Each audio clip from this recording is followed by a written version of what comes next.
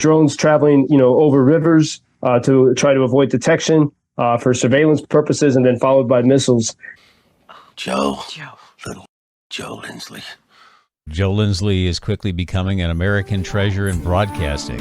Welcome to Ukraine.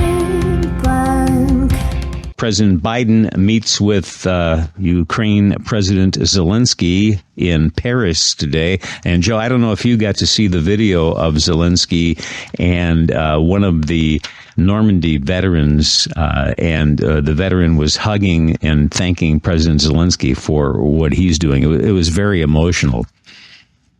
Yeah, it was wonderful to see that. And Zelensky knelt down because the veteran was in a wheelchair, and knelt down and gave him a hug. And the veteran called Zelensky, a hero. And Zelensky said to the veteran, "No, you saved Europe." And to see that mutual recognition across many different generations for those standing against tyranny. And then the veteran said to President Zelensky, "I'll pray for you." And you can really see, this absolute sense of mutual respect and this feeling that, I think for people who are in Ukraine and trying to help Ukraine, the D-Day commemorations of, 80 years ago is a reminder that if you let things slip so far, it's going to take something even more extraordinary than what we've seen to stop tyrannical forces somewhere in the world, including here in Europe. And so extra motivation. As we think of President Zelensky meeting with President Biden, next week will be the G7 summit in. First I should mention it's just easy to forget these things because it's so commonplace. Unfortunately, we had a night of air raid alarms throughout the country. Russian missiles flying, in that usual dance macabre. They're coming your way. No, they've changed for Kyiv. They're going to Lviv. They're going to Dnipro. Hours of madness.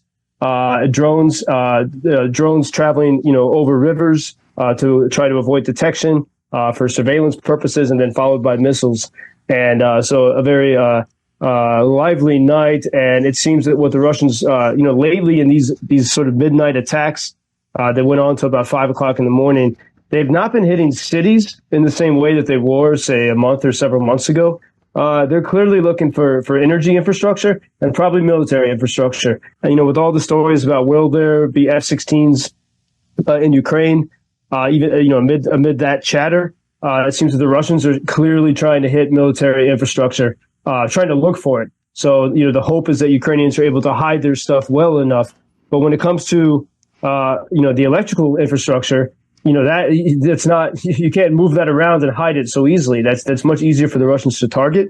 A lot of those things that were built during Soviet times, even if it was by Ukrainian engineers, the Russians have the maps. They know where this stuff is. And so because of that, the power situation is very difficult. And I mean, it's like, I've been fortunate where I am, but in much of Lviv, there are blackouts. And in Odessa, there's barely any power, just maybe a couple hours a day for most people.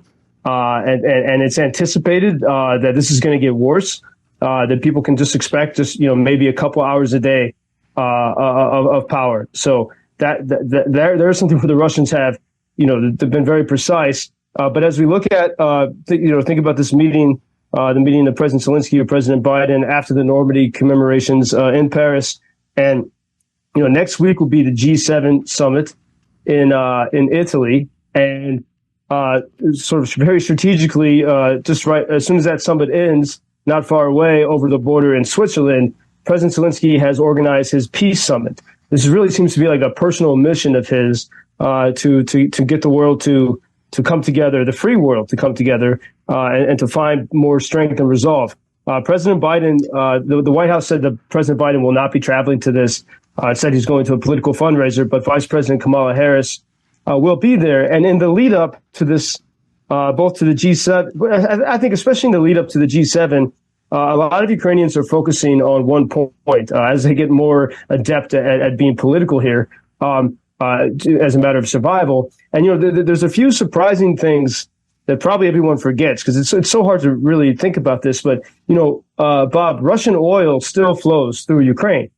So you have, Russia tried to existentially destroy Ukraine, But those pipelines, I've seen some of them when I'm hiking in the mountains. You can come across these pipelines in the forest, and you touch it, and you know that that's coming. What's inside is coming from Russia, and still Russia is able to profit from these things. The U.S. Treasury gives waivers to Russian banks if they're doing business with oil. So if they're doing business with chocolates and stuff, well, then you're in trouble. Then you can't. Then there's sanctions. But if you're working on oil, you're protected. And this is, we can understand why this is. Some of it's sinister. Some of it probably just, people are afraid of touching this. And so Ukrainians are saying, well, let's try to find more simple ways to get around this. And if you look at, there are more than $300 billion of Russian assets that are frozen right now. So assets of Russia's central bank that are frozen in the United States and in European countries. And so, so that's part of the sanctions. So, the money, the Russians can't access it, but it just sits there.